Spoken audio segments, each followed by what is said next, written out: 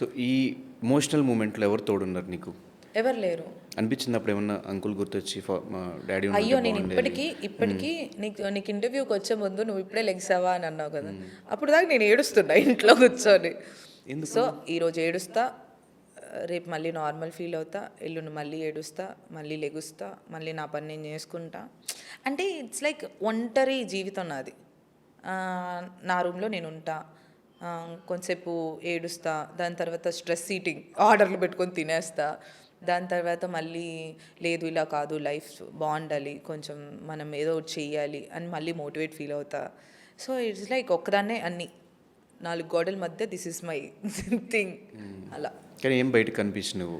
బయటకి ఏం ఎవరితో మాట్లాడినా చిల్ మూడ్లో ఉంటావు. ఎందుకు బయటకు కనిపించాలి? ఇప్పుడు నా బాధలు నాకు ఏదన్నా ఇప్పుడు వచ్చి నువ్వు ఇలా గిచ్చావు, ఇలా గిచ్చిన తర్వాత నా కళ్ళలోంచి నీళ్ళు తిరిగితే నాకు నొప్పి వస్తుంది, నీకు వస్తుందా? రాదు కదా.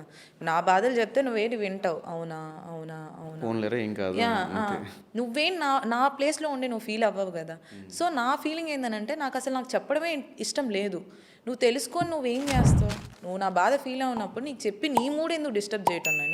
నా బాధ నేను ఫీల్ అవుతా, దాని నుంచి బయటకు వస్తా, మళ్ళీ I will have fun, I will be happy. Okay.